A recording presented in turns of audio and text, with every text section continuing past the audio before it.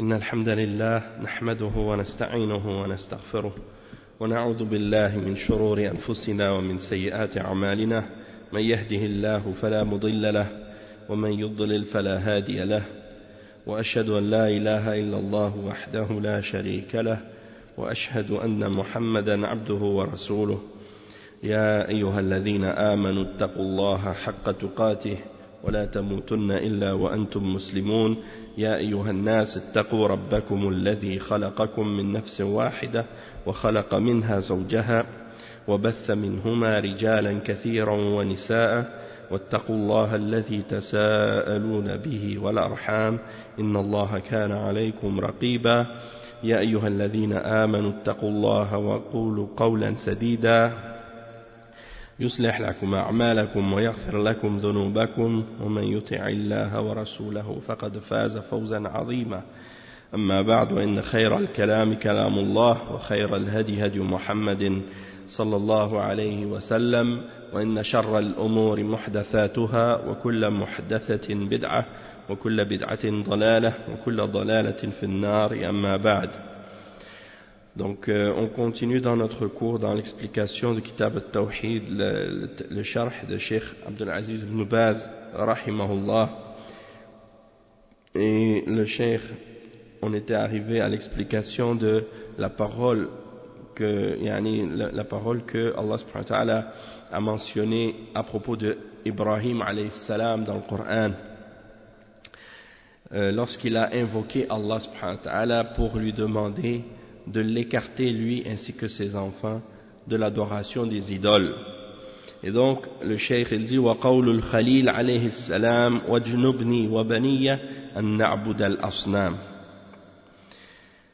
فهذا فيه خطورة الشرك لأن سيد الأنبياء بعد نبينا كان يخاف من الشرك فوجب التأسي بهم وأن نكون أولى بالخوف منهم. Donc le cheikh il mentionne, il dit donc que Al-Khalil, c'est-à-dire Ibrahim alayhi salam, qui était l'ami intime, l'ami proche d'Allah subhanahu wa ta'ala, il dit dans son dua, dans son invocation, écarte-moi ainsi que mes enfants, préserve-moi ainsi que mes enfants de l'adoration des idoles. Et ça indique le danger du shirk et du fait que le meilleur des prophètes, ou disons le premier des prophètes, le père des prophètes, alayhi salatu wassalam, Ibrahim, on dit Sayyidul Anbiya ba'da nabiyina, c'est-à-dire le maître des prophètes après notre prophète, sallallahu alayhi wa sallam, il avait peur du shirk. Ibrahim alayhi salam, il avait peur du shirk. Et donc c'est obligatoire pour nous de prendre Ibrahim alayhi salam comme exemple et comme modèle et d'avoir encore plus peur du shirk que lui. Puisque si lui il est un des messagers d'Allah, le meilleur des prophètes après le messager d'Allah sallallahu alayhi wa sallam, et un des plus importants parmi les messagers d'Allah, le père des prophètes, Abul Anbiya, et lui il avait peur du shirk pour lui-même et pour ses enfants, alors nous on devrait avoir encore plus peur que lui. Et il dit Ujnubni wa baniya an na'bud al-asnam. Le cheikh il explique la signification du mot asnam. Le mot asnam c'est le pluriel du mot sanam. Asnam c'est le pluriel du mot sanam. Al-asnam huwa ma nahat ala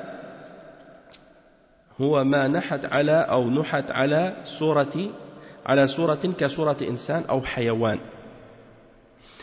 Le mot asnam, c'est le pluriel du mot sanam, et ça signifie tout ce qui a été sculpté à l'image d'un être humain ou d'un animal. Donc ça c'est ce qu'on appelle as-sanam. Et des fois on entend le terme awthan aussi. Al-asnam wal-awthan. C'est quoi la différence entre les deux? Eh bien, en réalité, la différence, c'est que al-asnam, c'est ce qui est sculpté selon une forme humaine ou animale, tandis que al-awthan, c'est plus général.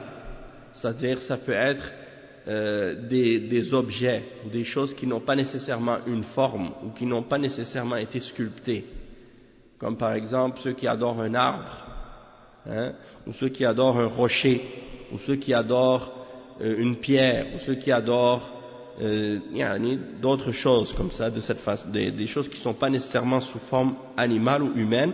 Ça on appelle awthan. Et dernièrement, justement hier, je lisais ça, ou je voyais ça sur internet, des frères ont diffusé le fait que par exemple il y avait quelque part, je ne sais pas si c'est pas loin de Mecca ou dans les alentours de Mecca, il y avait un endroit où les gens allaient, et puis il y avait à cet endroit-là un arbre que les gens adoraient en dehors d'Allah. Ils allaient pour chercher la baraka auprès de cet arbre. Ils l'embrassaient, ils le caressaient, ils le touchaient, pensant que cet arbre était béni.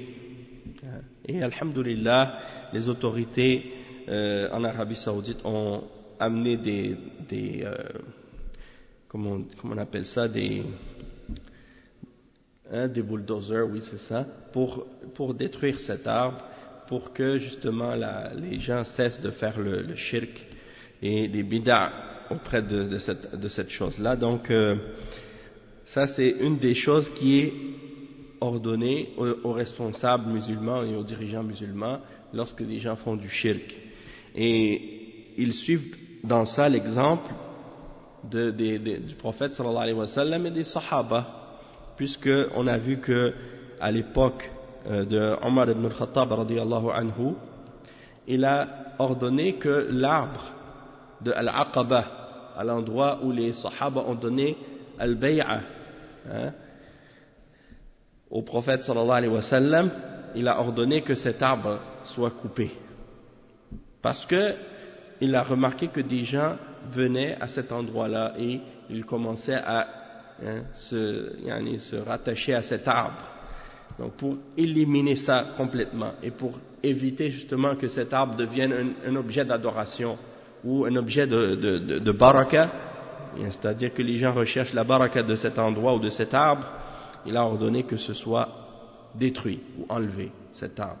Donc c'est pour dire que ça fait partie des choses qui sont obligatoires et ordonnées par la charia de l'islam, et ça c'est en accord avec l'exemple de ce que le prophète sallallahu alayhi wa sallam a enseigné et de ce que les sahaba ont pratiqué, et donc les responsables musulmans ont le devoir de faire ça aussi. Et lorsque ce sont les responsables et les dirigeants qui font ce genre de travail, eh bien ça ne crée pas les conséquences négatives que ça pourrait avoir en d'autres circonstances si autres que les responsables s'occupent de faire ce genre de choses. Comme par exemple lorsque ce sont des individus qui, sans aucune autorité, se permettent de faire ce genre de choses-là, eh bien le résultat souvent c'est que ça crée plus de fitna que de bien. Et si vous regardez bien comme il faut, l'exemple même du prophète sallallahu alayhi wa sallam lorsqu'il était à Mecca, pendant 10 ans, il appelait à la ilaha illallah et il appelait au tawhid, il n'a jamais pris l'initiative de détruire ou de briser une idole, alors que elles étaient autour de la Kaaba et il les voyait tous les jours, mais jamais il n'a pris l'initiative de venir pour en détruire une ou pour les casser, non, pour éviter justement qu'il y ait une conséquence qui serait plus grave et plus mauvaise que le fait de voir cette idole présente. Et on voit que par contre lorsqu'il a pris le contrôle de la Mecque et qu'il est venu et qu'il a repris la possession de la Terre Sainte, la première chose qu'il a faite quand il est rentré à Mecca, c'est de détruire une à une toutes ces idoles. Donc ça nous montre en fait que ce genre d'action, lorsque c'est fait par ceux qui ont l'autorité et lorsque c'est établi par les gens qui sont en situation et en position de force, eh bien ça amène des conséquences positives.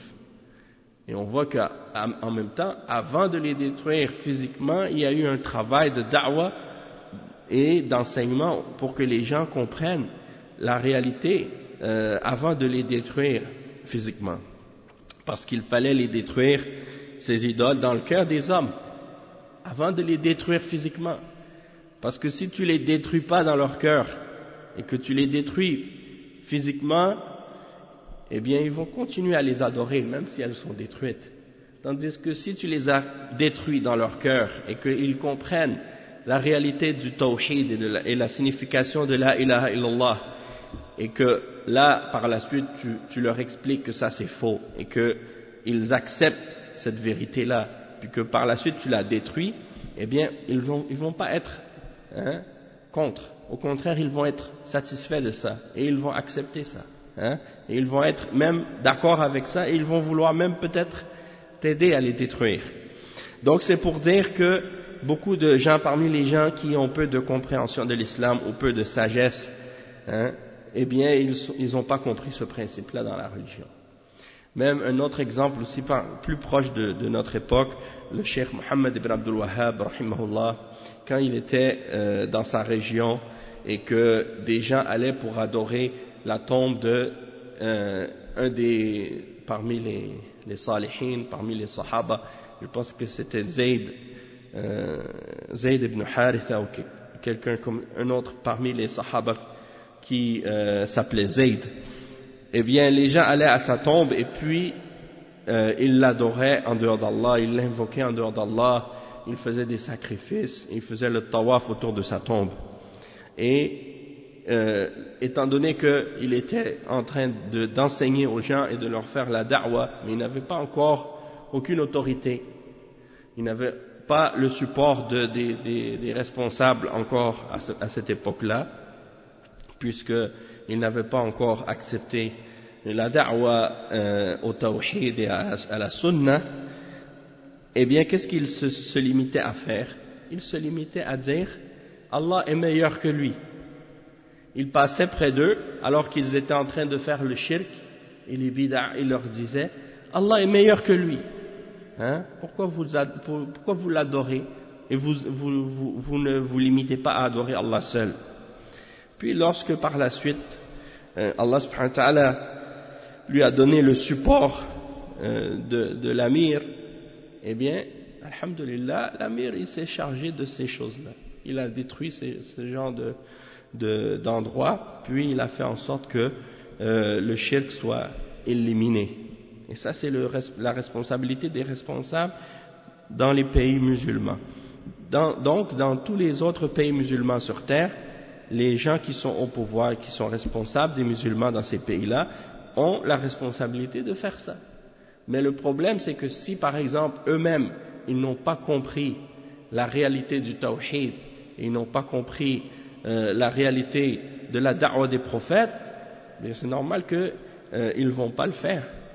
Donc c'est pour cette raison-là qu'il faut qu'il y ait une éducation des gens, qu'il faut qu'il y ait de l'enseignement, il faut qu'il y ait de l'éducation de la population et de l'éducation aussi des responsables. Et ça vient avec le temps, avec la patience, avec l'enseignement. Et lorsqu'ils vont comprendre les principes, eh bien, ils vont par la suite les mettre en application. Mais ceux qui ont essayé, comme je disais tout à l'heure, de le faire par eux-mêmes, sans revenir aux autorités, eh bien, le résultat, c'est que, au lieu de les détruire puis que ça reste détruit, eh bien, eux, ils ont détruit ces choses-là, et les responsables, les autorités sont venus les rebâtir. Et ils sont venus les rebâtir plus grands encore qu'ils étaient la première fois. Donc, il y avait un mal qui était présent, ils ont voulu le changer sans comprendre, sans sagesse, et ils ont ramené un mal plus grand encore à cause de ça. Donc, ça nous montre l'importance de suivre les principes de l'islam, de la charia, et de ne pas vouloir sauter les étapes et de ne pas vouloir passer par-dessus les principes. Donc le cheikh il a ensuite mentionné, il dit wal mushrikuna kanu aqsaman minhum man ya'budu al-asnam wa minhum man ya'budu ghayra al-asnam كالشجر والبحر والشمس والقمر كلهم يجمعهم صرف العبادة لغير الله عز وجل ويطلق على الصنم وثن. Donc le cheikh il explique que les mushrikoun, ceux qui font le shirk avec Allah, ils sont dans différentes catégories. C'est-à-dire que ce ne sont pas tous les mushrikoun qui adorent la même chose. Donc ça veut dire qu'il ne faut pas penser que les mushrikoun c'est uniquement ceux qui prient à une idole, puis que si quelqu'un prie à un prophète, il n'est pas un mushrik. Il y a des gens qui ont cette notion-là, que le mushrik c'est seulement celui qui prie à une idole, à une statue. Tandis que celui qui prie à un prophète, ou à un ange, ou à un djinn, ou à un être humain, un cheikh ou un wali, que ça c'est pas un mushrik. Pourquoi? Parce qu'il n'adore pas une idole. Mais ça c'est une idole aussi, même si c'est pas une statue, mais c'est une idole vivante, c'est une idole humaine. Donc le fait de les adorer et de leur offrir une forme quelconque d'adoration, ça fait de la personne qui le fait un mushrik. Il devient mushrik en le faisant.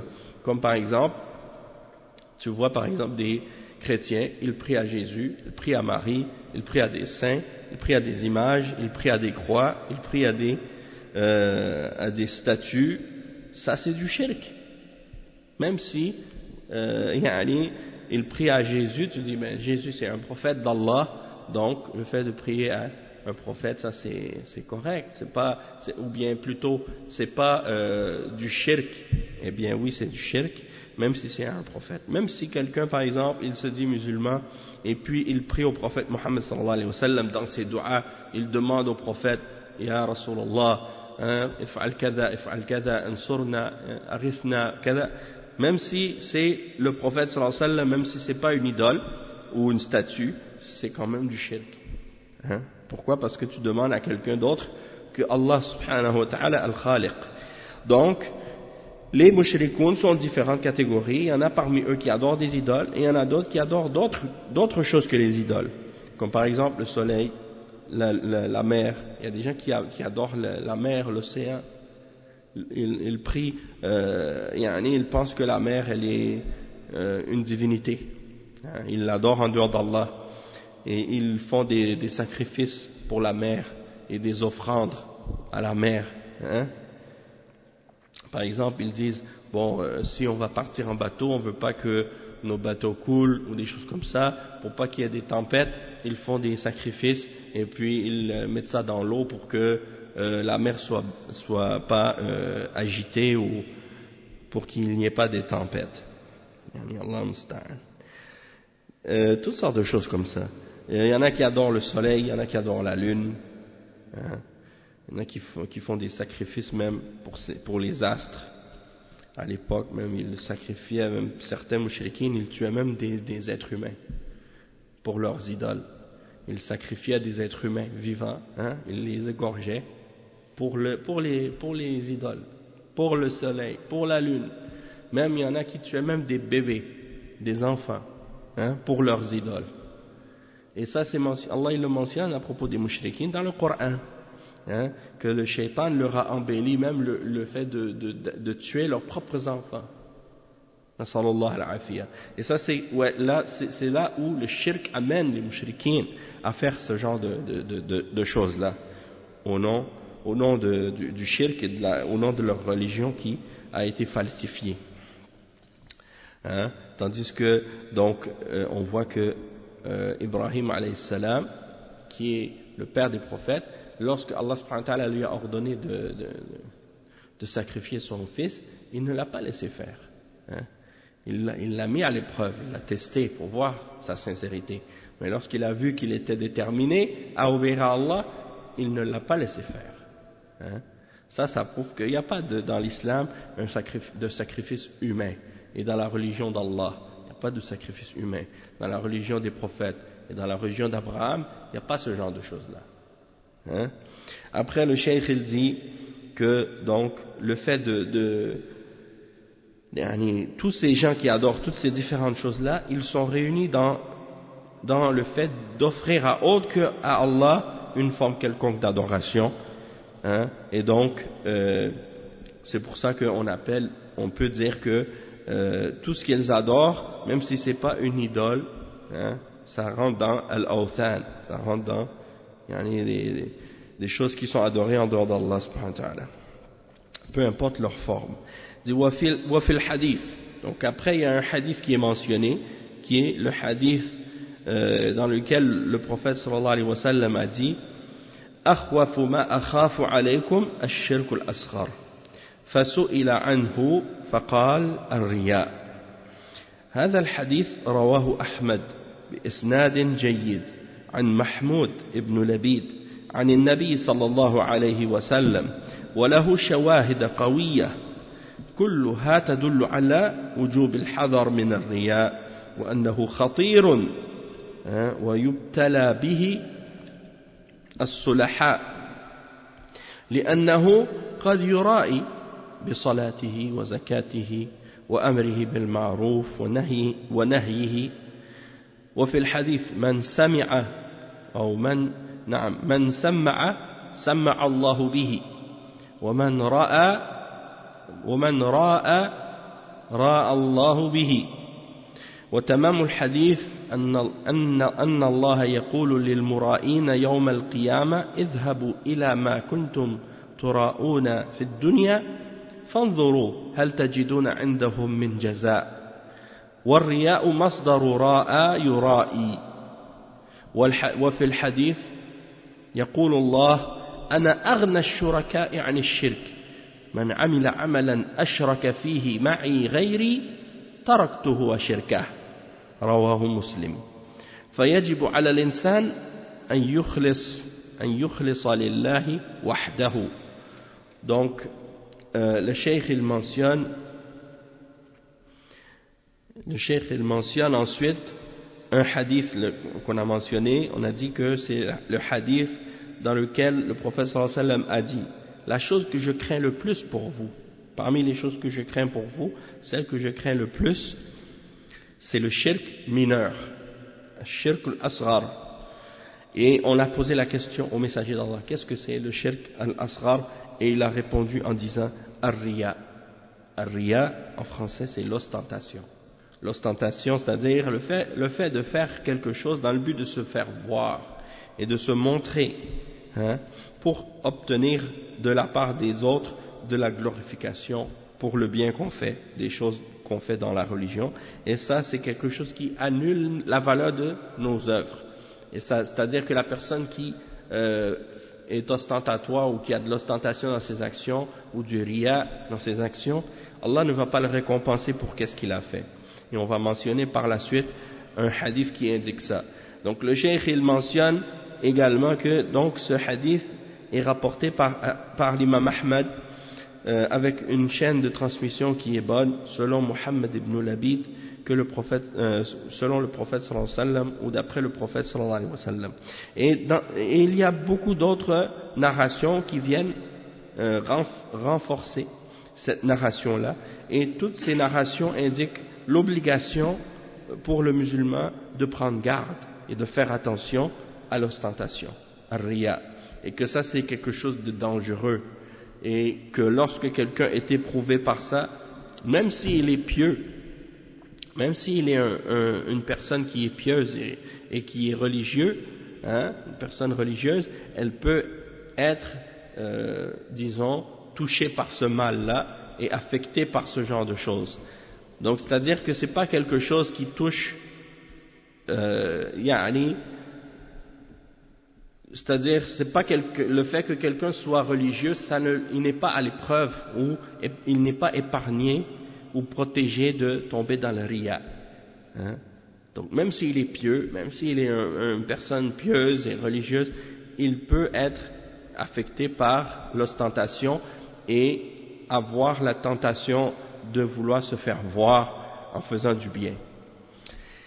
Et donc, le cheikh il explique, et il dit que quelqu'un par exemple qui fait sa salat, il peut avoir du riya dans sa salat, dans le sens qu'il souhaite que les gens remarquent comment il fait sa prière. avec dévotion, avec concentration, ou bien avec,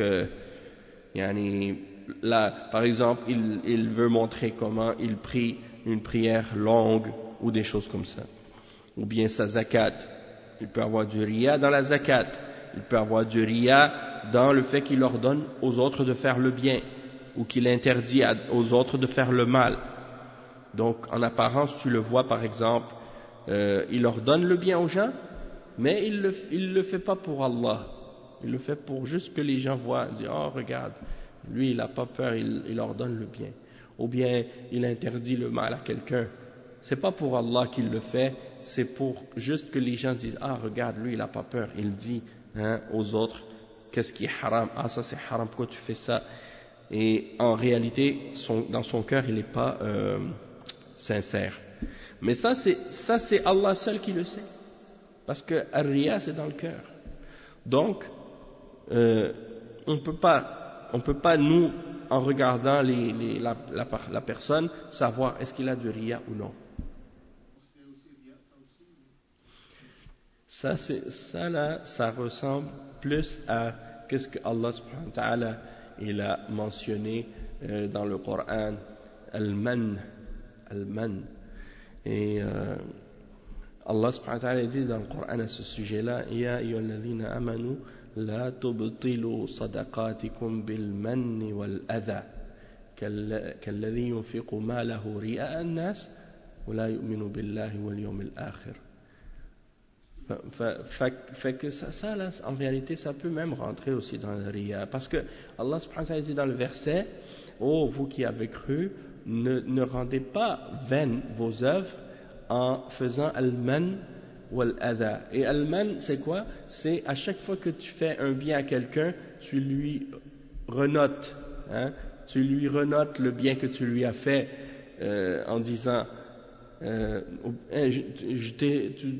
sais, je t'ai fait ça, je t'ai aidé, je t'ai donné ça, je t'ai donné ça, je t'ai donné ça à chaque fois. Donc ça c'est mauvais. Wal adha, le fait de faire du tort aux gens et de nuire aux gens en agissant de cette manière-là. Donc si tu fais du bien à quelqu'un, tu dois le faire pour Allah, pas pour obtenir quelque chose en retour ou te faire faire justement toujours rappeler à la personne le bien que tu lui as fait.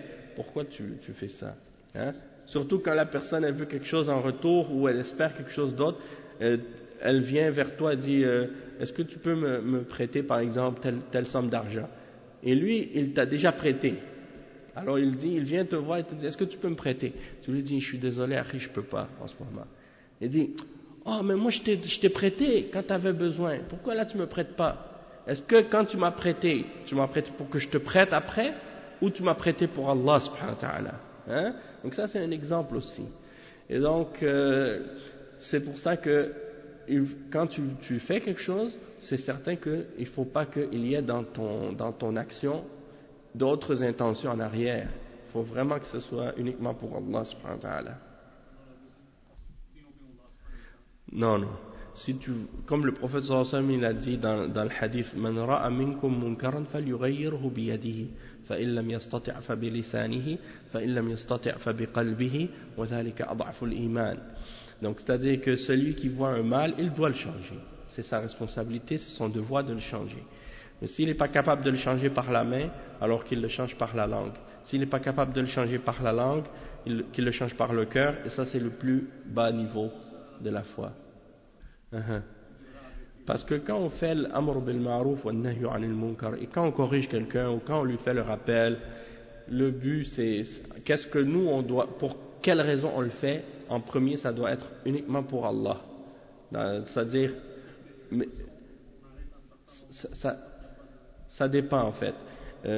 Premièrement, c'est sûr que lorsque tu fais le rappel à la personne, de le faire, comme j'ai dit, premièrement avec une intention sincère pour Allah, puis aussi parce que tu veux du bien pour cette personne. Deuxièmement, de le faire avec sagesse, c'est-à-dire trouver le bon moment et la bonne façon de lui faire passer le message. Pas de le dire comme ça devant tout le monde, en public, puis que tu lui fais ça. Il va peut-être se sentir mal ou se sentir humilié ou C'est mieux de le faire en privé, comme ça il ne va pas avoir le shaitan qui va rentrer dans son cœur, puis l'orgueil du fait que tu lui rappelles ce genre de choses publiquement. Aussi, le fait de le faire avec science, c'est-à-dire de connaître les preuves à ce sujet-là, pour que lorsque la personne elle fait cette chose-là, tu lui montres les preuves dans le Coran et les preuves des paroles du prophète sallallahu alayhi wa sallam qui montrent que de faire ça c'est interdit.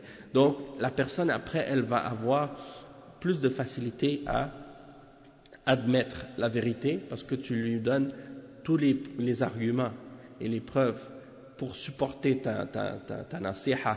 Donc la personne elle va réfléchir encore plus à ce qu'elle fait, et si tu connais même des explications des ulama de ces preuves-là dans le Coran, dans les paroles des ulama au sujet de ces versets et de ces hadiths, et que tu rajoutes ça à l'explication, là ça va être encore plus solide dans la façon de convaincre la personne, et la douceur aussi, de le faire avec douceur, ça fait partie des conditions aussi pour ordonner le bien et interdire le mal à quelqu'un.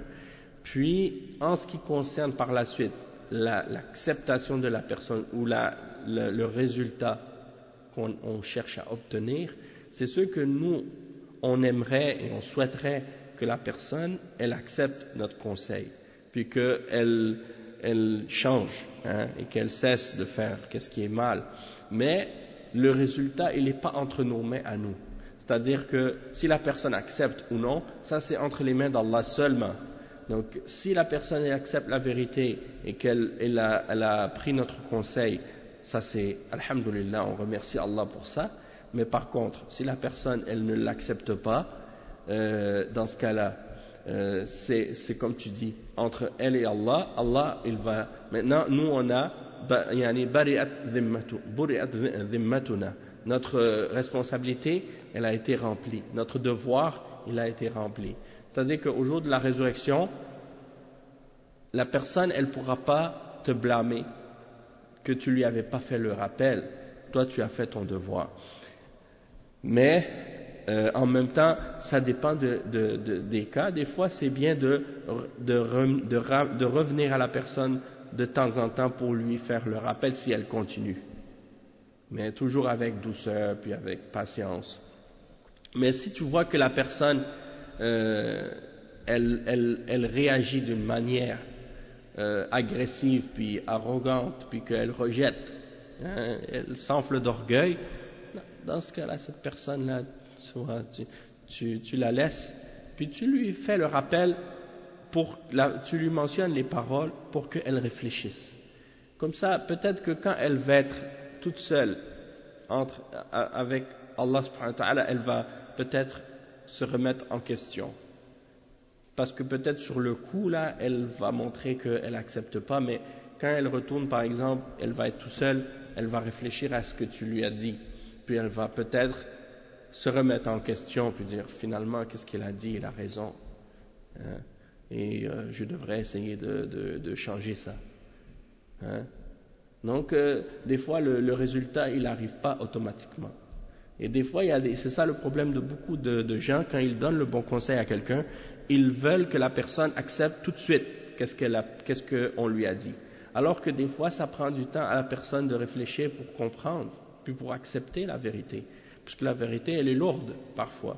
Donc, laisse à la personne le temps de réfléchir, et puis, en même temps, tu n'es pas comme Allah, il t'a pas envoyé comme son ange gardien pour le suivre dans tout ce qu'il fait, puis à chaque fois qu'il fait quelque chose, tu viens, puis tu lui sautes dessus. Non, mais avec douceur, avec patience, tu lui fais le rappel, tu lui dis, s'il accepte, alhamdulillah, sinon, laisse-le réfléchir un peu, puis peut-être qu'avec le temps, il va revenir, puis de temps en temps, quand tu vois que l'occasion est propice, et que tu vois que ça risque d'amener peut-être du bien, puis que la personne elle est ouverte, elle écoute, alors là tu lui rappelles de temps en temps comme ça.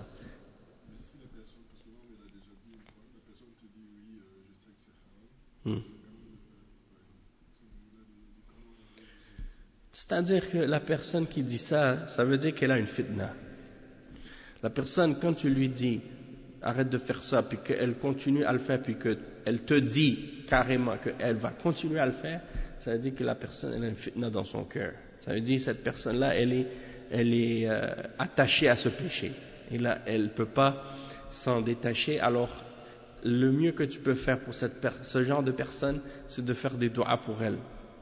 De demander à Allah subhanahu wa ta'ala de purifier son cœur et de la guérir de cette fitna. Parce que quand quelqu'un il est à ce point-là, ça veut dire que c'est devenu une passion pour lui ou pour elle et qu'elle peut plus s'en détacher. C'est comme à quelqu'un tu lui dis arrête de fumer.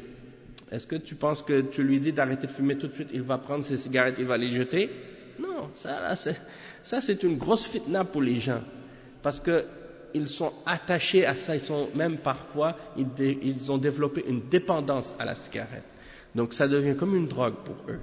Donc tu peux pas juste penser que la personne du jour au lendemain tu vas lui dire ça, elle va t'écouter tout de suite. À moins que Allah subhanahu wa ta'ala lui veuille du bien puis qu'il lui fasse la grâce de lui permettre de se détacher de ça directement. Mais sinon en temps normal ou de façon générale, c'est très rare qu'une personne abandonne ce genre de choses tout de suite. Donc ça c'est une fitna. Et quand quelqu'un il est affligé par une fitna, une tentation, une épreuve comme ça, il faut y aller avec encore plus de patience, puis faire beaucoup de doigts pour la personne, pour que la personne elle soit guérie de cette maladie-là. C'est comme une maladie en fait que la personne est là. Et donc des fois la personne quand elle dit ça, c'est la passion qui parle. Hein? Donc il faut pas la provoquer trop encore plus. Elle risque peut-être même de dire des paroles de kufr. Hein? Ce genre de personnes-là, c'est A'udhu billah, c'est vrai. Des fois, ces genres de personnes, tu les pousses plus et tu les pousses trop. Après, ils vont même peut-être dire des paroles de kufr. Et là, ça devient plus elle aggrave sa situation encore plus. Donc, dans ce cas-là, laisse-la réfléchir, puis peut-être qu'en lui mentionnant des choses qui vont peut-être augmenter sa foi, en parlant pas de ce sujet-là, mais de d'autres sujets de la religion, et en lui faisant des rappels généraux, peut-être que ça peut aider. Mais des fois, si tu viens à chaque fois tu piques sur ce point-là en particulier, c'est comme si là ça devient sensible, ça devient dur pour la personne. Oui, aussi. Dans les deux sens.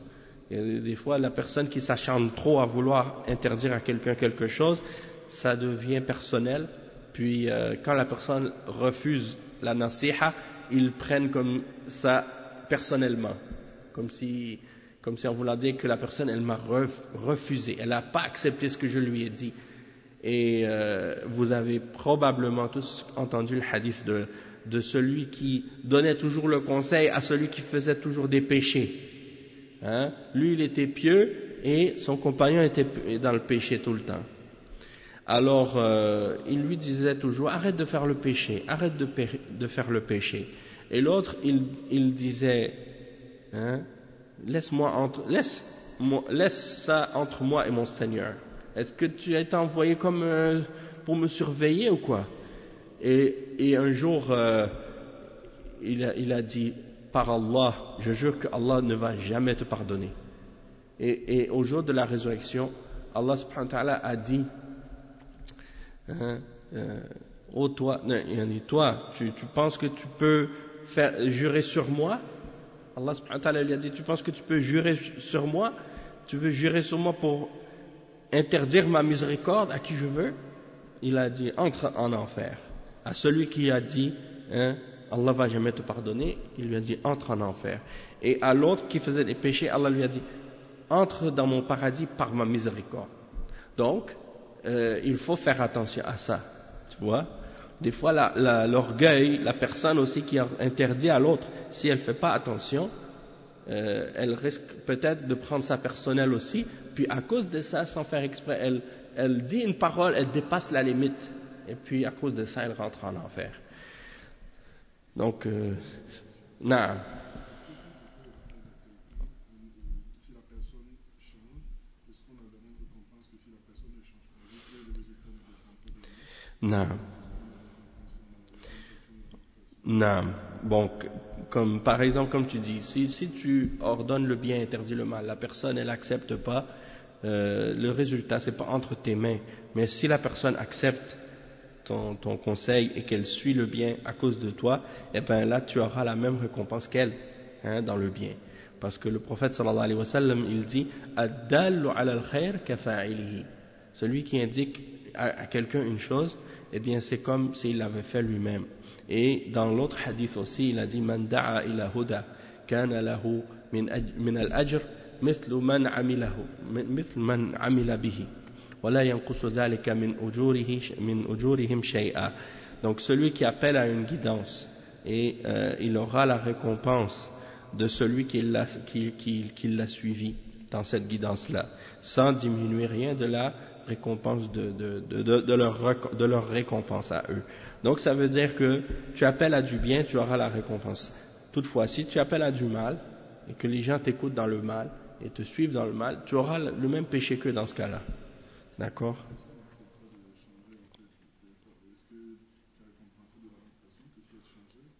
Non, non, ben c'est sûr que si la personne accepte et qu'elle suit ton conseil, et donc tu auras été une cause dans le fait qu'elle fasse le bien, donc là tu auras toutes les bonnes actions qu'elle va faire à cause de toi, tu vas avoir des récompenses pour ça. Mais si elle ne suit pas ton conseil, dans ce cas-là, tu auras tu auras la récompense de lui avoir ordonné le bien, ou de lui avoir interdit le mal, mais tu n'auras pas la récompense de l'avoir suivi ton conseil. D'accord? Mais tout ça, ça revient à la grâce d'Allah subhanahu wa ta'ala. C'est-à-dire que si Allah subhanahu wa ta'ala, il permet que quelqu'un soit guidé par ta main ou par ta cause, c'est par la grâce d'Allah subhanahu wa ta'ala. Et c'est pour ça que le prophète sallallahu alayhi wa sallam, il a dit il a dit dans le hadith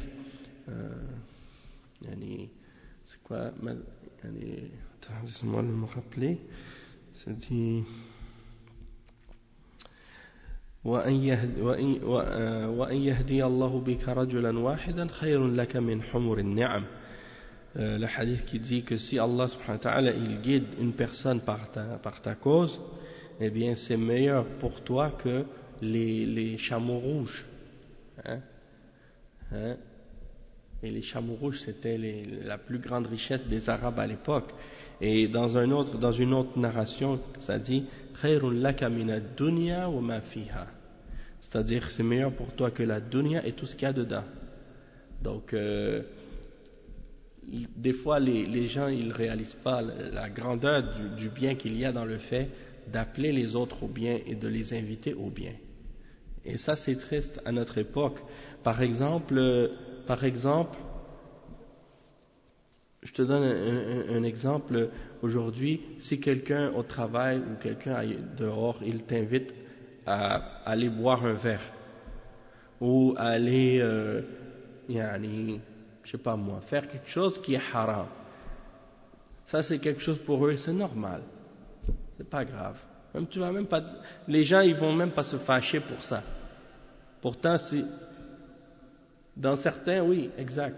Pour certains même c'est bien vu. Toutefois si tu vas inviter quelqu'un, dire viens à la mosquée avec moi, on va prier. Peut-être les gens ils vont s'énerver, ils vont se fâcher comme pourquoi tu veux me contraindre? Pourquoi tu veux m'imposer? Hein? Comme si alors que tu lui as seulement fait la suggestion. Et lui, il prend ça comme si là, maintenant, tu veux le forcer ou tu veux lui ordonner de faire quelque chose. Alors que ça, c'est pour son bien, et c'est un bien pour lui. Donc, on est à une époque comme ça, malheureusement, où le fait d'appeler au mal, c'est comme si c'était normal, puis le fait d'appeler au bien, c'est devenu mal même. Hein? C'est devenu mal.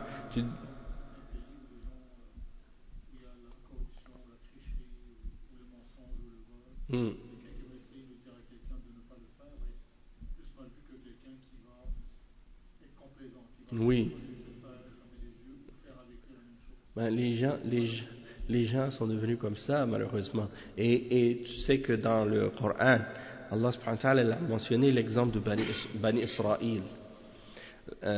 qui, par exemple, le jour du sabbat, ils mettaient leur filet, hein, puis les poissons, ils venaient pas, le reste de la semaine, les poissons, ils venaient pas, mais le jour du sabbat, ils venaient, alors eux, ils ont fait ce stratagème pour arrêter les poissons. Puis ils les prenaient le lendemain. Et quand des gens pieux parmi eux ont voulu leur interdire de faire ça, ils ont répondu, ils ont dit, mais pourquoi vous vous fatiguez, pourquoi vous interdisez à ces gens-là, alors que c'est des gens comme c'est égarés, perdus, ça sert à rien de leur rappeler même. Et ils ont dit, hein, قالوا معذرة إلى ربهم, c'est-à-dire c'est pour que yani, on ait une excuse devant notre Seigneur d'avoir fait notre devoir de leur rappeler le bien. وَلَعَلَّهُمْ يَهْتَدُونَ, peut-être qu'ils vont être bien guidés. Hein? Donc, toi, tu sais pas s'ils vont accepter ou non. Il y a des fois, les gens, ils sont pessimistes. Non, ça sert à rien de leur faire le rappel, ils vont jamais accepter. Qui te l'a dit? Hein? Toi, ton devoir, c'est pas de les guider, c'est de leur rappeler. إِنْ عَلَيْكَ إِلَّا الْبَلَاغُ, وَمَا عَلَى الرَّسُولِ إِلَّا الْبَلَاغُ الْمُبِينُ. Il n'incombe au prophète que de transmettre le message de façon claire. Toi, le reste, ça te regarde même pas. Hein? C'est Allah qui décide, c'est Allah qui a prédestiné ça. Donc toi, fais l'effort, et puis le reste, Allah il décide. Et donc, le hadith, ça dit, quand le châtiment est tombé, il a seulement sauvé ceux qui interdisaient le mal aux autres. Mais ceux qui étaient présents, hein, et qui ils voyaient le mal, ils le condamnaient en eux-mêmes, mais ils ne l'interdisaient pas, ceux-là, ils ont été châtiés avec ceux qui faisaient le mal. C'est-à-dire que si tu es avec des gens, tu les vois faire le mal, tu ne leur interdis pas, hein, ben tu vas être châtié avec eux. Tandis que si tu leur interdisais le mal, là, si Allah les châtie, toi tu vas être épargné par la grâce d'Allah. Donc c'est important de faire ça, tu vois. Non, exactement. Et tu vois l'exemple de Lot, et l'exemple de Nuh alayhi salam, de Lot, et l'exemple de plusieurs autres prophètes, Thamoud, Wa'ad et autres encore. Comment les autres ont été châtiés, leur peuple ont été châtiés, et eux ils ont été épargnés à cause de leur piété, puis pas seulement leur piété, hein, mais aussi à cause du fait qu'ils ordonnaient le bien, qu'ils interdisaient le mal. Et ittaqu fitnatan la tusibanna alladhina zalamu minkum khassa, c'est ça le verset. Craignez une fitna qui ne va pas seulement toucher ceux qui ont fait de l'injustice parmi vous, c'est-à-dire que elle va toucher même les pieux s'ils n'ordonnaient pas le bien et s'ils n'interdisaient pas le mal. Donc tout ça, pour revenir au sujet de notre cours en ce qui concerne Ar-Riya, le prophète sallallahu alayhi wa sallam, il a dit, celui qui veut se faire entendre quand il ordonne le bien ou quand il interdit le mal ou quand il parle de religion ou quand il fait la khutbah ou quand il donne un dars, il veut se faire entendre, pas pour Allah, pour que les gens disent, ah lui il parle bien, il explique bien et des choses comme ça, hein? Allah va le faire entendre. On va dire, Allah va le faire entendre, mais il ne va pas avoir de récompense. Et celui qui veut se faire voir, Allah va le faire voir, hein? Mais il ne va pas avoir de récompense pour le bien qu'il fait. Et le hadith, la suite de l'autre hadith, ça dit que Allah subhanahu wa ta'ala, il va dire à ceux qui faisaient le riya, c'est-à-dire qui agissaient par ostentation, au jour de la résurrection, allez vers ceux pour qui vous vous montriez dans la vie d'ici-bas, et regardez si vous allez trouver auprès d'eux une récompense quelconque. Hein? Vous allez aller vers eux, ils vont pas pouvoir vous récompenser. Donc, ça veut dire que si tu veux la récompense pour tes œuvres, eh bien, essaie de faire en sorte que dans tes œuvres, il n'y ait aucune forme de riya, pour que ton action soit uniquement pour Allah. hein, subhanahu wa ta'ala. Et dans l'autre hadith, le prophète sallallahu alayhi wa sallam, il mentionne la parole d'Allah dans le hadith al-Qudsi, dans lequel Allah subhanahu wa ta'ala a dit je suis celui qui n'a pas besoin du tout de partenaire. Je suis celui qui se passe complètement d'associé et de partenaire. Hein? Et donc, il dit, celui qui fait une action, et dans cette action-là, il fait une association avec moi, dans cette action-là, il associe avec moi, il fait du shirk dans cette action-là, il associe autre que moi dans cette action, eh bien je le laisse, lui, ainsi que ce avec quoi il m'a associé. C'est-à-dire que tu as fait du shirk avec Allah en faisant riya. Tu voulais te faire voir de telle personne ou de telle personne pendant que tu faisais ton action. Eh bien Allah, il va te laisser avec la personne pour qui tu faisais l'action en question, en voulant dire moi je veux pas de cette action-là, va voir la personne pour qui tu faisais cet acte. Moi je veux pas te récompenser, je veux rien savoir de cet acte-là, je veux pas l'accepter. Et donc c'est pour ça que le musulman, il doit purifier son œuvre pour Allah seul. Également le hadith suivant عن ابن مسعود رضي الله عنه أن رسول الله صلى الله عليه وسلم قال من مات وهو يدعو من دون الله ندا دخل النار. Et la traduction de ce hadith, qui est un hadith qui est rapporté par Al-Bukhari, Abdullah ibn Mas'ud radiyallahu anhu, il dit, le messager d'Allah sallallahu alayhi wa sallam a dit, celui qui meurt alors qu'il invoque un égal en dehors d'Allah entrera en enfer. Hein? Donc, la personne, elle invoque quelque chose en dehors d'Allah. En l'invoquant en dehors d'Allah, il l'a déclaré ou il en a fait un égal à Allah dans l'adoration. Hein? Un nid. Et le cheikh, il explique un nid. Il dit niddan ay shabihan wa nadhiran yad'uhu ma'a Allah wa yastaghithu bihi fahuwa mukhalladun fi an-nar. وفي رواية قال ابن مسعود وقلت ومن مات وهو لا يدعو من دون الله ندا دخل الجنة أي من مات على التوحيد دخل الجنة. فاتخاذ الأنداد من أسباب دخول النار. ومعنى اتخاذ الأنداد تشريك غير الله معه في العبادة من الصالحين والأنبياء أو شجرا أو حجرا. Donc, un nid en arabe, ça veut dire un semblable, un égal. Hein? Et tu l'invoques avec Allah. Tu l'appelles au secours.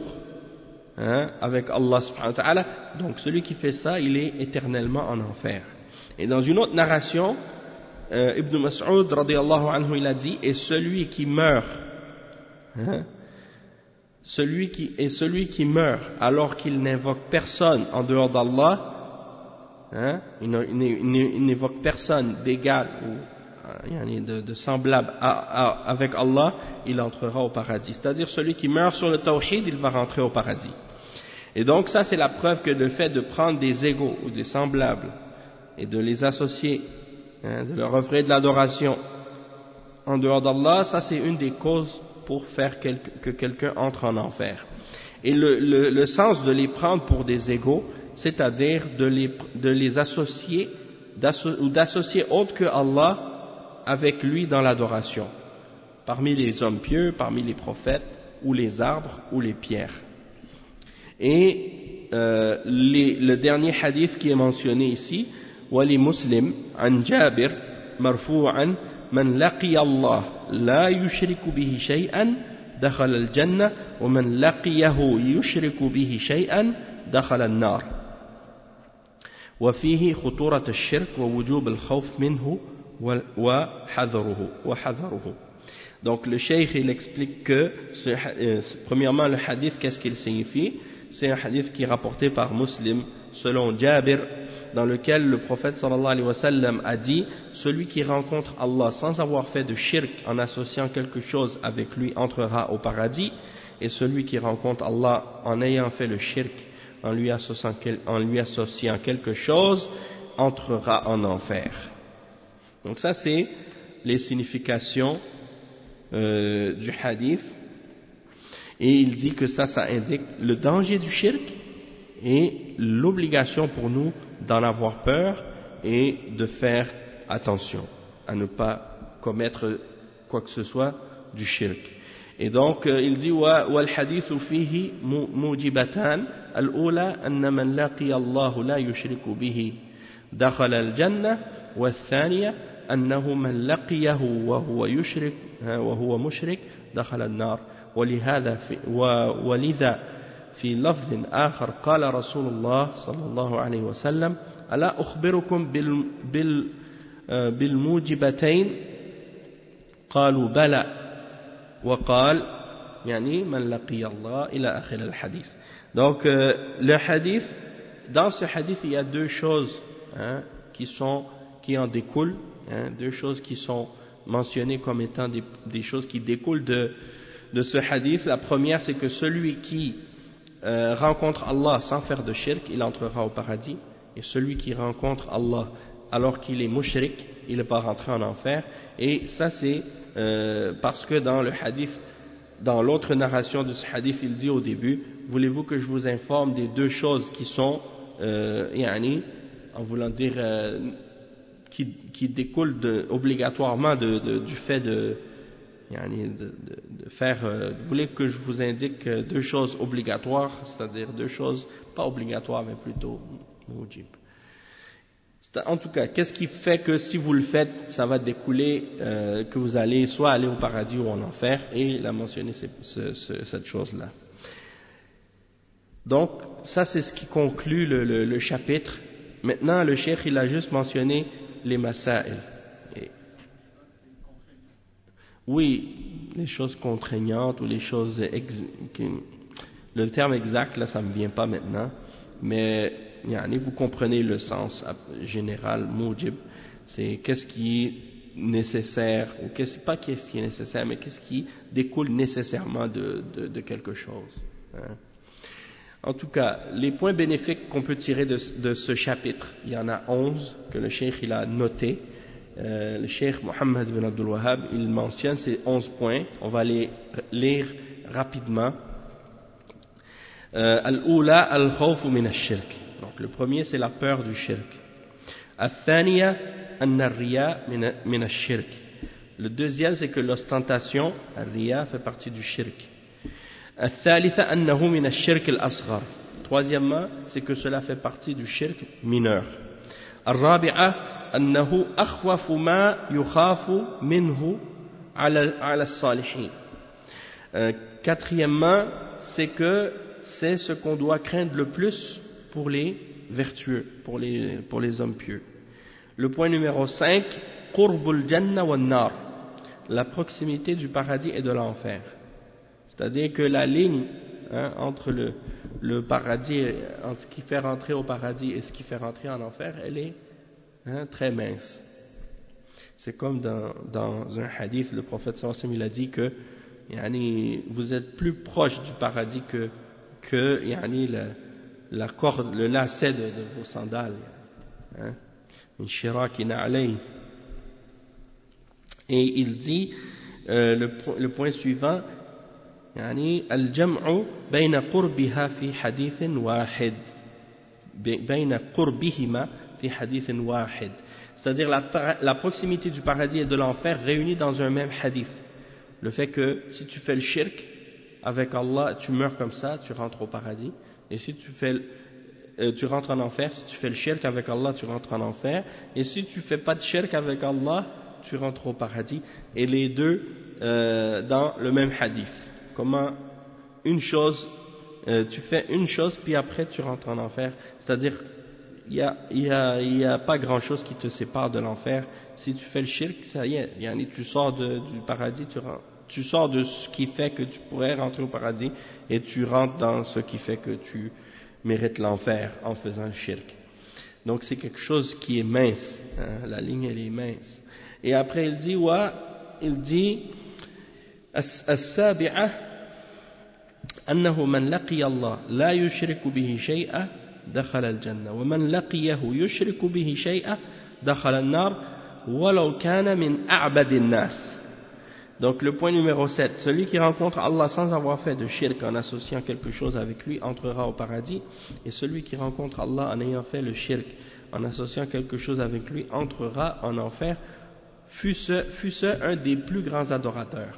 Donc même si c'est quelqu'un qui fait beaucoup d'adoration, beaucoup de prières, beaucoup de jeûnes, beaucoup de sadaqat, mais il fait du shirk, il va rentrer en enfer parce qu'il a commis du shirk. Ouais.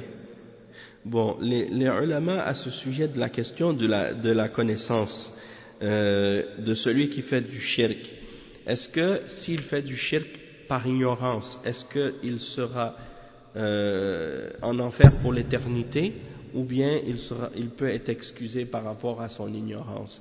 Et à ce sujet-là, les ulama ils expliquent que de façon générale dans la religion, l'ignorance c'est quelque chose qui fait qu'une personne est excusée ou est excusable, que ce soit pour des péchés ou pour du shirk ou des choses de ce genre, ou du kufr.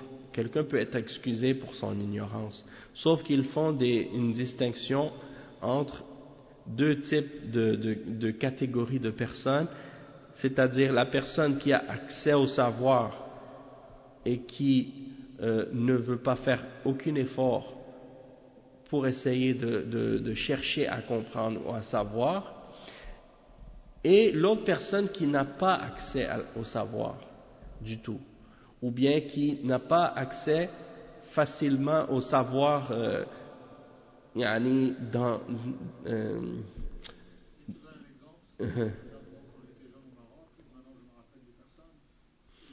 Al-Wali ou Al-Sayyid. Oui, c'est ça. Exact. Donc, oui, c'est ça. Comme les ulama, ils disent, si la personne en question, elle n'a pas accès au savoir et qu'elle n'a pas connaissance de la langue, ou elle n'a pas accès aux livres, elle n'a pas accès aux ulama, et qu'elle voit autour d'elle des gens qu'elle considère comme étant des exemples ou des modèles faire la même chose, et donc par conséquent elle va penser que ça c'est des choses qui sont correctes, et bien dans ce cas-là cette personne-là est excusée de qu'est-ce qu'elle fait.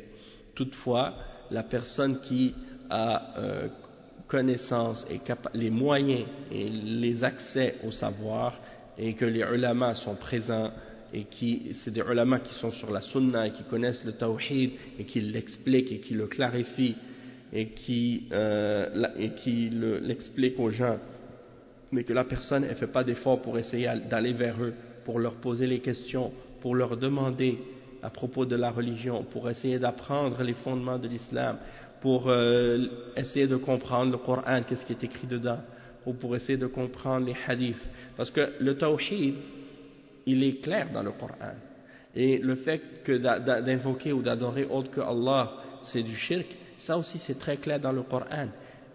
Donc, la personne qui récite le Coran et qui le comprend, et qui est capable de comprendre la langue arabe, en principe, elle est capable, même si parfois elle n'est pas capable de lire en arabe, si elle lit une traduction des sens du Coran, elle peut quand même voir certaines significations de ça dans la traduction des sens du Coran. Donc, si la personne, à la limite, elle est capable de chercher le savoir d'une certaine façon, et qu'elle ne fait aucun effort, et qu'elle se désintéresse de ça, ou elle suit aveuglément, ou bien même que des fois c'est des gens qui suivent la passion aussi. Dans ce cas-là, elle ne sera pas excusée. Mais si quelqu'un ne sait pas lire, ne sait pas écrire, elle ne comprend pas l'arabe, et qu'elle n'a pas accès à des ulama, elle n'a pas accès à du ilm, elle n'a pas accès à des livres, elle fait juste suivre aveuglément les autres, cette personne-là, elle peut, surtout si elle vit dans un village ou dans la campagne ou dans des montagnes ou dans des endroits éloignés, là encore plus, elle a. Oui. Mm-hmm.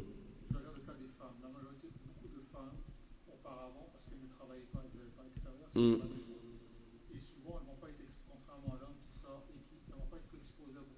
Mhm. Elles vont juste se limiter à s'occuper de leur maison, de leurs enfants, Ouais, elles vont faire le minimum dans le sens faire la prière, comme ouais, on montré expliqué, mais ils n'ont pas l'exposition, la possibilité au savoir. d'aller Ouais. chercher plus. En fait, Dans certains cas, c'est carrément, je dirais pas bloqué, mais c'est carrément, n'ont pas cette possibilité-là parce que c'est mal vu. hmm, Je parle dans le passé. oui, je comprends. Maintenant, on a beaucoup moins d'excuses. Oui. Avec la télévision, avec la radio, il y a tellement Avec l'internet et tout, maintenant il y a toutes sortes de moyens. n'ont plus d'excuses de dire qu'ils n'ont pas été exposés. Exactement. Mais comme tu dis, par exemple, comme si c'est pas nécessaire de spécifier un pays en particulier, mais sinon, c'est vrai que on a constaté ça dans beaucoup de pays musulmans, des gens par exemple qui font toutes sortes de choses, comme tu dis, par ignorance, et en particulier par exemple les femmes. Et ça, une des raisons de ça, c'est que souvent les femmes, elles ne savent pas l'importance de la science, même des hommes, parfois même, ils ne savent pas l'importance du ilm de la charia. Tu sais que les ulama, ils ont expliqué que la femme, elle n'a pas le droit de sortir de sa maison sans la permission de son mari, mais ils ont mentionné que si par contre elle veut sortir pour obtenir ou acquérir la science obligatoire, c'est-à-dire la science qui est fard ayn, pour apprendre les bases de sa religion, elle a le droit de sortir même sans la permission de son mari, si son mari n'est pas en mesure de lui procurer cette science-là. Tu vois? Hmm. La plupart des prophètes, ils disent à leur famille qu'est-ce qu'ils doivent faire. Et malheureusement, dans beaucoup de nos pays, les hommes ne voient pas ça comme une responsabilité. Ils rentrent Exact. à avoir la paix, Hmm. ils ne transmettent pas certaines informations. Donc je pense en tant qu'époux et maître de sa maison, il a aussi l'obligation et le devoir de transmettre. Il n'y a pas de doute que l'homme, le père et le mari, le chef de la famille, il a comme responsabilité d'enseigner à sa famille. Mais comme on dit en arabe, faqidu shay la yu'ti, hein, celui qui n'a pas, il peut pas donner. Et en général, souvent c'est ça la réalité, c'est que le chef de la famille, si lui-même il n'a pas d'ilm, eh bien il n'est pas en mesure d'enseigner à sa famille. Alors à cause de ça, il garde sa famille dans l'ignorance, et même parfois il peut être lui-même un obstacle, quelque chose qui même empêche même les gens de sa maison et de sa famille d'acquérir du savoir de la religion qui est obligatoire à chaque musulman. Aussi par rapport à ce que tu disais par rapport à l'ignorance des femmes, c'est pas seulement les femmes comme je disais, mais aussi mais non, je sais, non, je comprends, mais non, je sais, j'ai constaté ça moi aussi, mais c'est-à-dire que comment je pourrais dire, Yanni, le devoir comme tu dis des hommes de leur enseigner, comme je disais, malheureusement ils le font pas. Puis aussi, qu'est-ce que je voulais dire? En tout cas, il y a des, comme les ulama, ils mentionnent souvent dans cette question-là, quand on parle de al-uzru bil-jahl, l'excuse de l'ignorance, ils disent en priorité que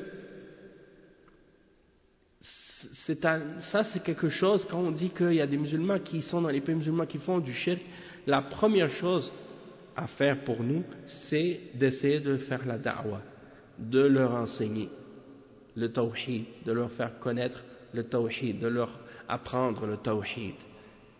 Et si on fait ça, alors là, dans ce cas-là, on aura fait notre devoir. Mais le problème, c'est que on ne l'a pas fait. C'est pour ça qu'il y a des musulmans encore aujourd'hui dans les pays musulmans qui ignorent le shirk, qu'est-ce que c'est, et ignorent qu'est-ce que c'est le tawhid et les bases de la religion. Donc, c'est-à-dire que lorsqu'on mentionne que ça c'est du shirk et que qu'est-ce qu'ils font c'est du shirk, le but c'est d'avertir et de mettre en garde. Mais le but c'est pas d'arriver comme pour les condamner ou pour les... Oui, c'est ça. Le but c'est pas ça. Le but c'est en fait de faire comprendre qu'il y a ça et que c'est le plus grand problème en fait, le plus important des problèmes, et que c'est donc ce problème-là qu'on doit régler avant tous les autres, tu vois, et que c'est là-dessus que s'accroche, ou c'est autour de ce point-là que le paradis et l'enfer se tient, dans le sens que c'est ça ce qui fait la différence entre celui qui sera au paradis pour l'éternité et en enfer pour l'éternité. Donc, la priorité, c'est de sauver les gens de l'enfer. Et donc, pour les sauver de l'enfer, c'est en les sauvant du shirk et en leur faisant comprendre le tawhid. Et le reste, par la suite, c'est juste du perfectionnement, hein, quelque chose qu'on rajoute pour augmenter la récompense, augmenter le degré, le niveau. Mais sinon, la base, c'est ça. Et donc, c'est-à-dire que les prophètes et les messagers, c'est pour cette raison-là que c'est la première chose à laquelle ils appelaient leur peuple.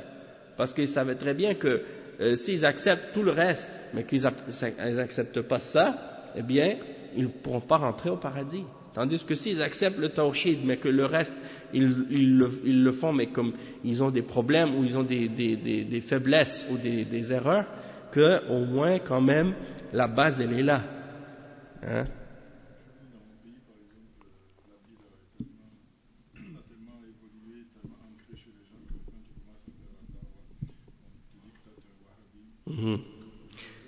Ça, c'est partout comme ça.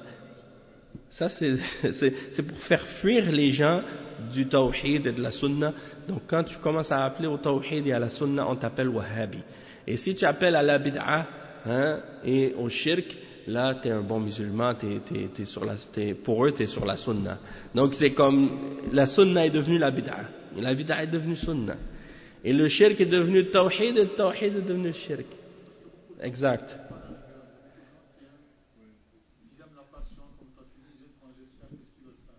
Et il y a aussi, comme le frère dit, il y a des gens qui ont des intérêts là, derrière ça. C'est ça, il y a des gens qui ont... C'est ça, il y a les gens, par exemple, dans plusieurs pays où les gens les chouyours de Turk Soufia, ils ont, par exemple, obtenu un certain pouvoir. Et ils ont, à cause de ce pouvoir-là, beaucoup d'argent et beaucoup des positions et du respect et de l'obéissance de la part des gens. Donc, le fait de venir condamner ce qu'ils font et critiquer ce qu'ils font et prouver aux gens et montrer aux gens que ce qu'ils font c'est en contradiction avec les fondements de l'islam, eh bien ça menace leurs intérêts et leurs privilèges ou leur statut. Alors eux, ils vont tout faire pour essayer de faire taire et d'écraser ceux qui appellent au tawhid et à la sunna, et parmi les ruses et les méthodes qu'ils ont employées, c'est de lancer des sobriquets pour essayer justement de faire fuir les gens de ceux qui appellent au tawhid et à la sunna. Et parmi ces genres de sobriquets-là, de dire que ce sont des wahhabiyya, hein, ou de dire que ce sont des extrémistes ou des intégristes ou des fondamentalistes ou maintenant ils disent salafistes comme si c'était un blâme, alors qu'en réalité pour la première fois c'est un terme qui est honorable et honorifique, parce que les ulama depuis l'époque des sahaba jusqu'à aujourd'hui, l'époque des tabi'in, ils utilisaient le terme salaf pour désigner les sahaba et ceux qui les ont suivis. Donc aujourd'hui ils nous appellent salafis comme si c'était un blâme. Donc ça c'est une exception à la règle, mais sinon quand ils nous disent wahhabi, ou bien maintenant ils disent madkhali, ou ils disent jami, ou ils disent en tout cas toutes sortes d'autres sobriquets pareils, eh bien ça c'est juste pour faire fuir les gens de la vérité. Et notre devoir, malgré tous ces sobriquets, ces obstacles, c'est de diffuser le savoir, c'est de faire en sorte que la science, la connaissance de la sunna, la connaissance du tawhid soit diffusée à grande échelle jusqu'à ce que tout le monde le connaisse et que personne ne l'ignore. Et donc après, à force de l'entendre, les gens vont être tellement convaincus qu'ils ne pourront plus le renier. Et les gens de bid'a, les gens du mensonge et les gens de la fausseté qui profitent de leur ignorance, ils ne pourront plus les contrôler et les éloigner du savoir par la suite. parce que les gens auront été éduqués et le savoir aura été diffusé. Hein? Donc après, ils ne pourront plus les tromper, les contrôler comme ils font maintenant. La seule chose qui fait en sorte que ces gens-là ont encore du contrôle sur les masses de musulmans dans les pays musulmans aujourd'hui, c'est l'ignorance des musulmans. Du moment que les musulmans commenceront à connaître comme il faut le tawhid et la sunna, ces gens-là ne pourront plus rien faire.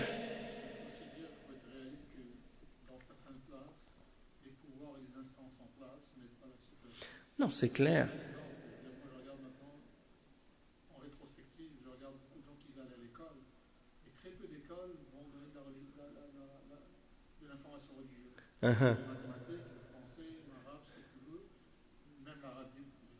Oui. Oui. Oui, c'est ça. Pourquoi? Parce que dans certains pays musulmans, les institutions religieuses ne sont pas sur le tawhid et la sunna. Ils sont sur la bid'a et même parfois sur le shirk. Alors ça veut dire qu'il faut qu'il y ait une da'wa qui, disons, est diffusée par-dessus cette da'wa institutionnalisée-là. Dans le sens qu'il faut employer d'autres moyens pour faire en sorte que la sunna soit connue par les gens. Et pour ça, à notre époque actuelle, il y a plein de moyens pour le faire. Soit par l'internet, par la radio, même par l'enseignement et l'éducation de différentes façons. C'est sûr que c'est plus difficile dans les pays comme ça où la bid'a est institutionnalisée parce que il y a toujours plus disons de résistance et il y a toujours plus de pression parce qu'il y a on va pas par exemple nous permettre facilement de transmettre le message du tawhid aux gens, mais ça fait partie de la da'wa des messagers et des prophètes, dans le sens que tous les messagers, les prophètes d'Allah et tous les gens de la sunna à travers les siècles, quand ils vivaient parmi des gens de bid'a, ils ont toujours eu des difficultés à faire passer le message et à enseigner aux gens, mais ils s'accrochent à la vérité, ils transmettent le message, ils font preuve de patience et Allah subhanahu wa ta'ala les aide et Allah subhanahu wa ta'ala les supporte et il leur donne toujours la victoire à la fin contre les opposants de la vérité. Et donc il faut juste chercher la science, faire des efforts pour apprendre plus notre religion, de manière à ce que les gens qui sont sur la sunna soient les références et il y a des pays comme par exemple, je pense à l'Algérie, où les mashaykh et les ulama et les tullab ilm salafiyin, c'est vers eux que les gens se tournent dans la religion quand ils ont une question. Les gens de la masse, les musulmans, le commun des musulmans, s'il a une fatwa, qu'il a besoin d'une fatwa, il va aller voir les ulama d'Ahl Sunnah parce qu'il sait que c'est eux qui ont le ilm et qui ont la compréhension et en même temps qui disent la vérité sur l'islam. Tandis que c'est ça, exactement, ils n'ont pas de position d'autorité ou bien ils n'ont pas peut-être le feu vert de la part des autorités religieuses dans le pays, dans le sens ceux qui sont par exemple au ministère des Affaires religieuses. Parce que souvent, beaucoup d'entre eux sont sur le tasawwuf, ou bien ils sont sur l'ash'ariyya, l'aqida al-ash'ariyya, et sur une tariqa soufiyya. Donc, eux, ils vont opposer le Coran et la Sunna, mais la population savent que ça c'est pas la vraie voie à suivre. Mais ils savent que la vérité, l'islam, le vrai islam, c'est ceux qui sont sur la sunna qui l'enseignent. Et c'est eux qui le clarifient pour les gens. Et ils sont entre quoi et quoi? Entre quelle voie?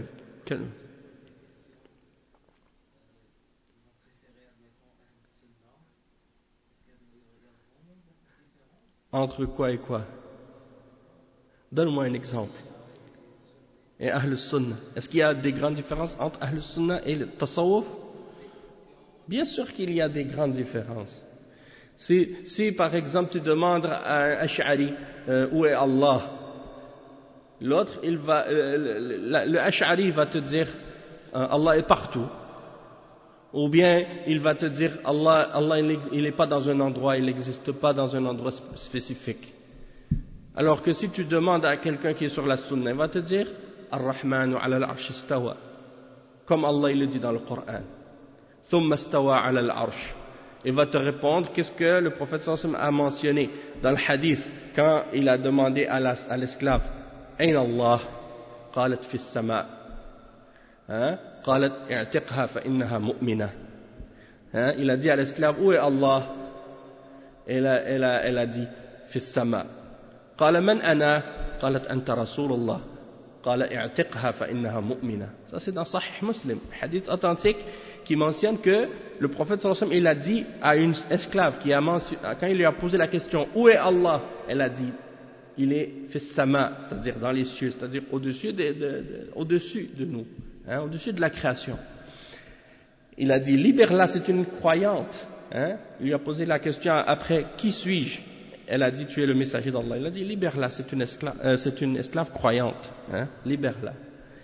Et l'exemple aussi des versets dans le Coran qui confirment que Allah subhanahu wa ta'ala il est au-dessus de sa création. Ta'arujul malaikatu ilayhi yas'adul kalimu at-tayyibu wal 'amalu as-salihu yarfa'uhu. أأمنتم من في السماء أن يخسف بكم الأرض. يعني tous ces versets-là qui viennent confirmer le fait que Allah subhanahu wa ta'ala est au-dessus de sa création et non pas partout comme le disent les Mu'tazila, les Jahmiya et les Soufiyya. Et d'autres exemples peuvent être mentionnés aussi sur les différentes adorations, sur les différentes croyances. Il y a des grandes différences entre Ahl Sunnah et les Turuq Soufiyya. Oui, ça dépend si tu es un Tijani, ou Naqshbandi, ou Saharwardi, ou Jisti, ou Shadhili, ou يعني الطرق كثيرة. والرافضة والشيعة ils sont divisés en plein de sectes. Parmi la plus importante des sectes des chiites, c'est Ar-Rafidiyya. Et Ar-Rafida sont des roulates. Sont des roulates qui font le takfir des Sahaba. Ils font al-ghulou fi Ahl al-Bayt. Ils exagèrent à propos de la famille du prophète sallallahu alayhi wa sallam, au point de les élever à des niveaux de divinité et de les adorer en dehors d'Allah subhanahu wa ta'ala. C'est-à-dire qu'ils les adorent comme les chrétiens adorent Jésus, eux ils adorent Ahlul Bayt.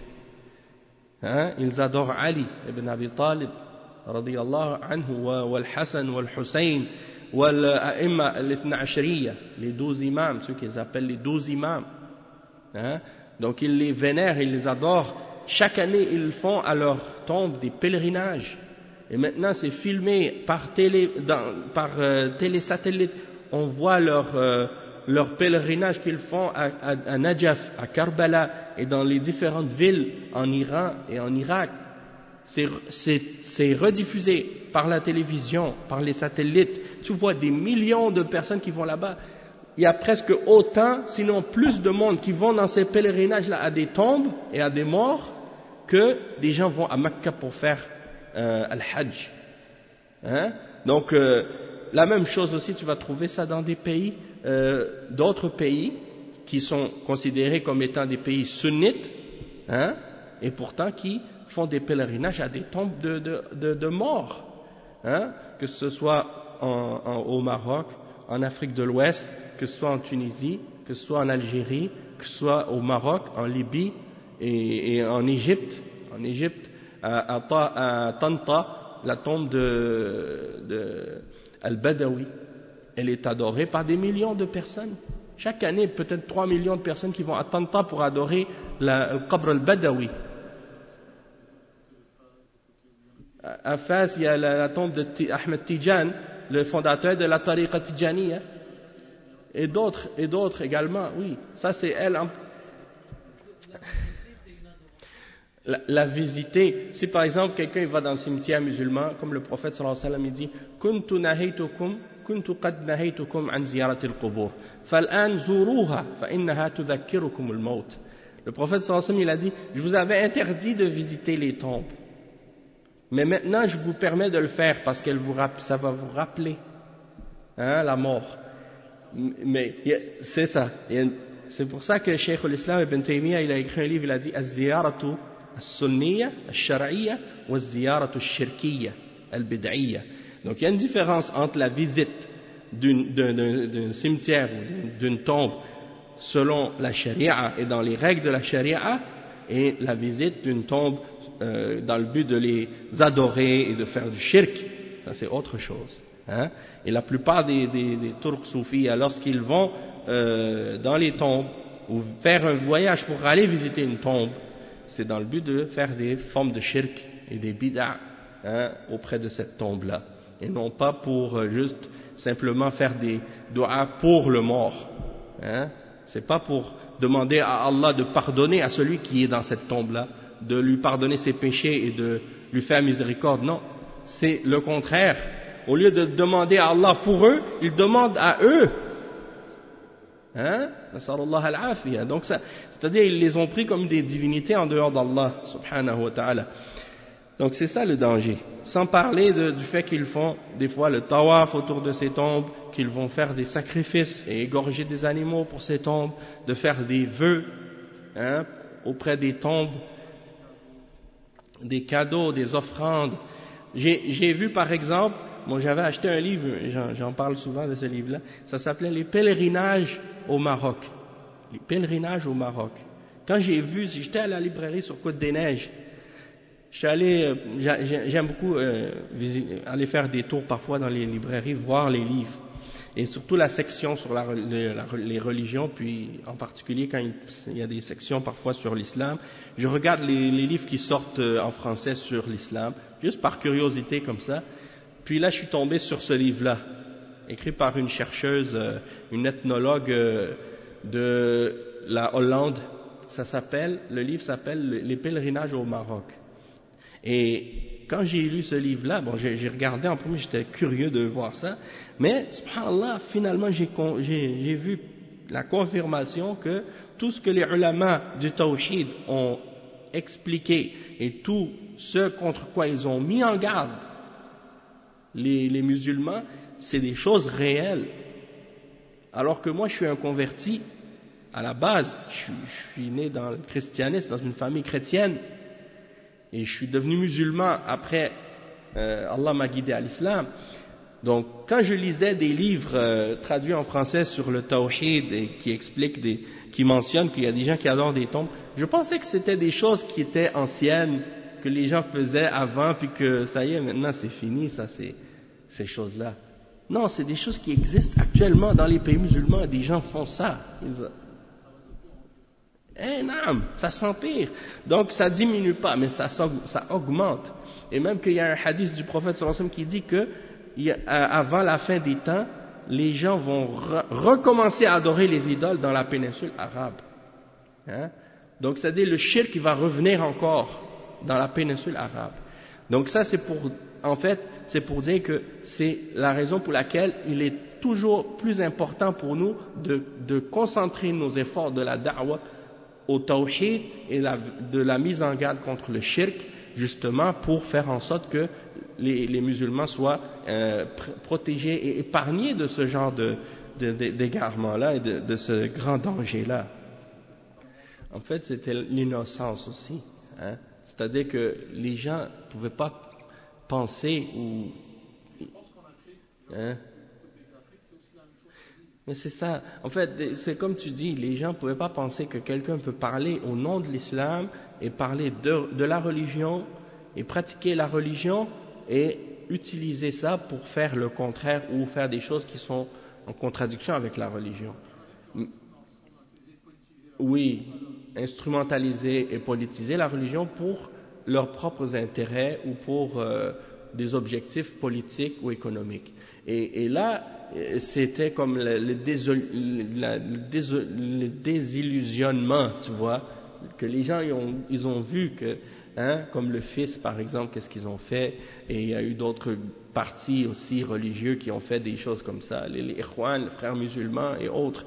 Donc les gens maintenant ils ont compris ça, puis c'est-à-dire ils ont appris des leçons de ça, j'espère, mais on n'est pas à l'abri que ça se reproduise encore, et que des gens essaient de le refaire, et comme tu dis, ces choses-là qui se sont produites, par exemple en Algérie, bon ça s'est pas produit, par exemple au Maroc comme tu dis, alhamdulillah, Allah subhanahu wa ta'ala il a épargné le Maroc de ce genre de fitna, mais n'empêche que comme tu le dis, il n'y a pas un pays à l'abri de ça, c'est juste qu'il faut éduquer les musulmans pour qu'ils sachent que ce genre de choses-là existe, et le danger de ces da'awat siyasiyya, da'awat, quand on dit siyasiyya, dans le sens qu'elles utilisent la politique et elles n'appellent pas à la religion pour la religion, mais elles appellent à la religion pour autre chose. Et la façon que tu peux détecter ça ou distinguer ça, c'est parce que tu vois que quand ils arrivent au pouvoir, ils n'appliquent pas l'islam. Ils appliquent l'Égypte et même en Algérie, tu vois, quand ils ont gagné, avant même de rentrer dans les élections, ils avaient gagné déjà dans les élections à l'intérieur, c'est-à-dire dans les mairies et les choses comme ça. Oui, régionales. Et puis, c'était pas pour appliquer l'islam. Puis quand on a entendu dernièrement les audios que Ali Ben Hajj avait fait avec Sheikh Al-Albani quand il était parti en Irak rencontrer Saddam Hussein. Pourquoi tu vas aller rencontrer Saddam Hussein, un shuyu'i? Tu vas lui demander de t'aider pour faire quelque chose. Et quand il y a eu la guerre du Golfe, il s'est mis du côté de Saddam Hussein contre l'Arabie Saoudite, contre les ulama d'Ahl Sunnah. Donc, tu vois tout de suite que c'est des gens qui n'ont pas un manhaj clair, qui est en accord avec le Coran et la Sunna. C'est des thawriyin, c'est des révolutionnaires, des gens qui veulent juste le pouvoir, c'est tout. Et Allah subhanahu wa ta'ala les a humiliés dans cette vie avant l'au-delà. Qu'Allah leur pardonne et qu'Allah les guide, de toute façon, mais c'est pour dire qu'il faut faire attention à ce genre de choses-là, parce que ces jama'at, ils voient le shirk que le peuple est en train de faire et ils ne disent pas un mot contre ça. Ils les laissent faire, même parfois ils vont même participer avec eux dans le shirk, au lieu de les mettre en garde. On va juste conclure, on a fait un cours plus long que prévu. Le point suivant, المسألة الثامنة المسألة العظيمة سؤال الخليل له ولبنيه وقاية عبادة الأصنام. Il dit la grande question, la demande d'Al-Khalil, Ibrahim alayhi salam, pour lui et pour ses fils d'être protégés de l'adoration des idoles. Ça c'est une leçon pour nous. Le point numéro 9, التاسعة اعتباره بحال الأكثر لقوله رب إنهن أضللن كثيرا من الناس. Le fait qu'il prend en considération l'état de la majorité des gens en disant « Ô mon Seigneur, elles, c'est-à-dire les idoles, ont égaré beaucoup de gens. » Dans le verset 36 dans Surat Ibrahim. Et le 10e point, lorsqu'il dit « Al-Ashira anna fihi tafsiru la ilaha illallah » كما ذكره البخاري, c'est-à-dire que le chapitre contient l'explication de la ilaha illallah comme le mentionne l'imam al-Bukhari. Et le dernier point, al-hadiyata ashara fadilatu man salima min ash-shirk, c'est-à-dire le mérite de la personne qui est exempte de shirk. Et ça c'est ce qui conclut ce chapitre de Kitab al-Tawhid et qui conclut notre cours d'aujourd'hui. Subhanakallahumma bihamdik, ashhadu an la ilaha illa ant, astaghfiruka wa atubu ilayk, wa sallallahu wa sallam ala nabiyyina Muhammad wa ala alihi wa sahbihi ajma'in. Wassalamu alaykum wa rahmatullahi wa barakatuh.